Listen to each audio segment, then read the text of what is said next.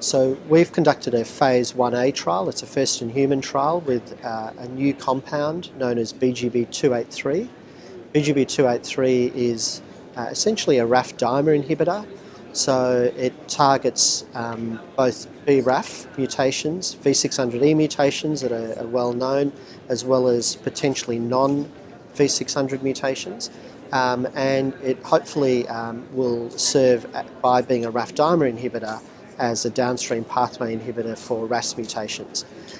The other effect that this compound has as well is that it is an EGFR inhibitor as well. And this may be of particular interest and relevance in colorectal cancer with BRAF mutations, where we know that EGFR is thought to be the key escape pathway that occurs with first-generation BRAF inhibition. So far in this trial, in which we treated 31 patients in escalating doses, so a typical phase 1A study, so quite a heterogeneous group of patients encompassing different tumour types. However, all patients were molecularly pre-selected for having either a RAF or BRAF mutation. So in terms of clinical data, in terms of efficacy, we have seen some on-target responses, including a patient with a BRAF V600E melanoma, as well as a patient with a thyroid cancer with a BRAF V600E mutation. Both patients have had prolonged responses. The melanoma patient, in fact, has had a complete response. Interestingly, we also have seen some activity in RAS mutant tumours. A patient with a KRAS mutant endometrial cancer has had a partial response that was sustained for about a year and a half. We also had another patient with endometrial cancer who's been on study for about a year and a half who's had a minor response, so not quite a partial response. And in addition, there's been a patient with non-small cell lung cancer with a KRAS mutation who has had a non-confirmed partial response. But this patient is also still on study and has been on study for over a year. We also have seen stable disease in other patients with both RAS mutations, BRAF V600E mutations, and also some patients with non-V600E mutations as well. So in this trial, we've just used BGB-283 as a single agent. The objective of the trial was to define the maximum tolerated dose and to assess early safety.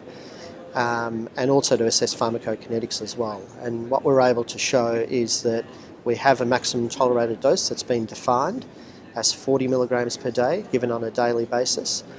The recommended phase 2 dose is 30 milligrams a day, and this is based on a cleaner safety profile at that dose, and also efficacy that we've seen at that dose level as well.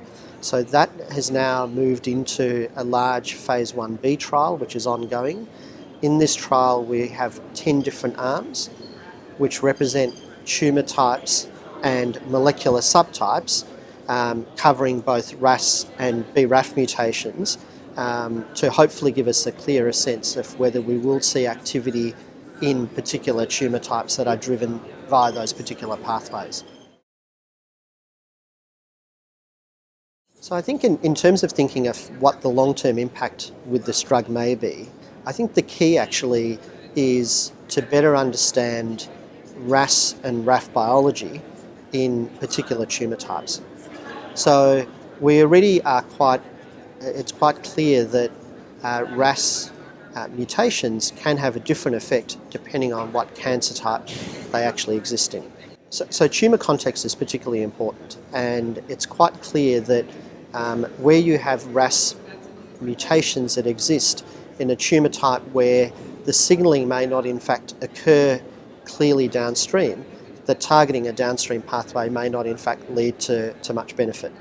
There are certainly some tumour types where the expectation is that signalling pathway will be more linear and downstream, and therefore if you can effectively target downstream, you're more likely to see activity.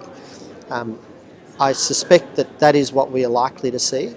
So the phase 1B study will be important in giving us some early hints on whether we will see efficacy in particular tumour types and perhaps may not see efficacy in others. I think time will tell. So clearly one approach here is in being able to try and target particular pathways. I think the other key point to make, which you've brought up in relation to the use of genomics and other tools, is to get a better understanding of the signalling networks that may occur. So as I've said, if RAS does signal in a fairly linear manner downstream in some tumour types, we may expect to see activity, but clearly there will be some tumours in which that does not occur, and being able to understand the context of that is going to be particularly important, and that is something that we'll need to continue to try and explore further. So clearly one of the key endpoints of this phase 1A study was to look at tolerability. So BGB-283 was well tolerated overall. The maximum tolerated dose was 40 milligrams per day. The dose-limiting toxicities at 40 milligrams and above were thrombocytopenia. What we found though was that at a lower dose, at the recommended phase 2 dose at 30 milligrams per day, this was less of an issue, and we certainly believe that we can take the drug forward.